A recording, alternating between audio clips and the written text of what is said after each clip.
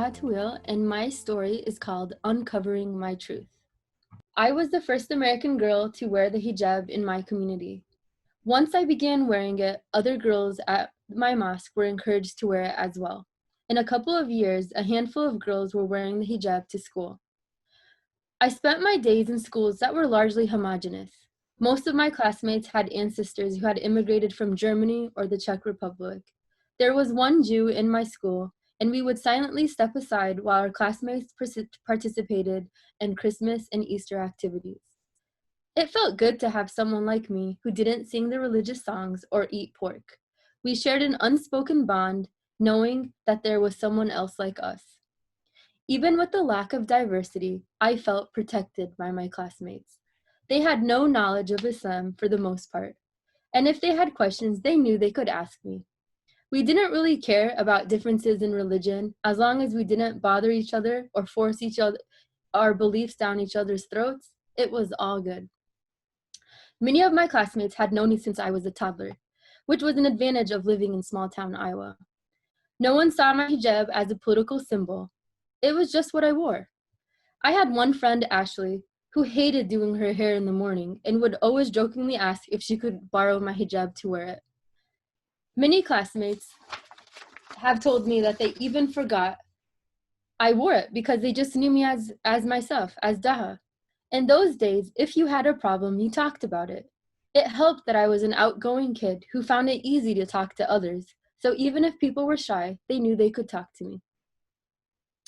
My life began to change after September 11, 2001, when I was a freshman in high school.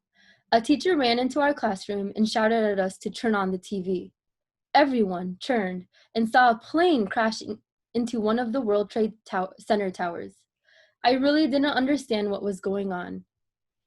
New York seemed so big compared to Iowa, and seeing the tall skyscrapers on TV was surreal. It was like watching a movie. There was a moment of silence in our classroom as we tried to take it all in, but we were way too young to fully understand the magnitude of what just happened. During the following weeks, I noticed a shift in the behavior of my teachers. They would look at me as if they were trying to figure something out. A couple of months later, I started to notice a change in my classmates. One girl approached me and asked, "Where are you from?"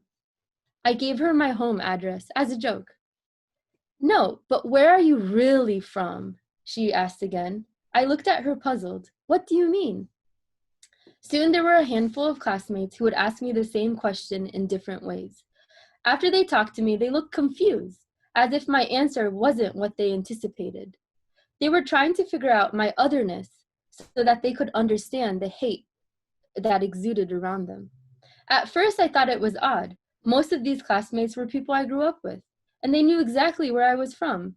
But after 9/11, a quiet tension pulsated beneath the surface, and people I grew up with began to treat me differently.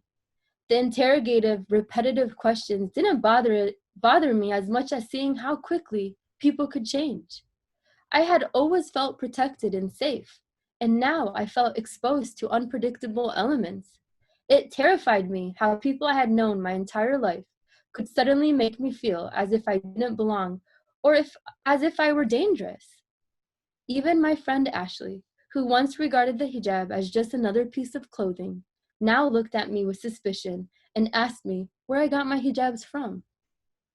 I couldn't figure out how anyone could put me in the same category as the murderers and terrorists who came from another country than the one my family was from. And I didn't understand why my classmates would connect me with them. I just wanted to run track and pass my classes like everyone else. This quick change in behavior planted a seed of doubt in my young mind that would affect me for the rest of my life. Was it my ethnicity, my name, my religion, my hijab, or all the above that led to my perceived otherness? Now, when I read stories about the Holocaust and how Germans turned on their Jewish neighbors, I think about my childhood after September 11. I wanted to shout, "But I am your neighbor. You have known me your whole life. How can someone become the enemy so quickly just because they happen to be a Muslim or a Jew? How can a couple of bad eggs represent the nearly 2 billion Muslims around the world who have existed peacefully for thousands of years. It was then I started to distance myself from my classmates so I could sort through what I was feeling. My conviction to wear the hijab became stronger.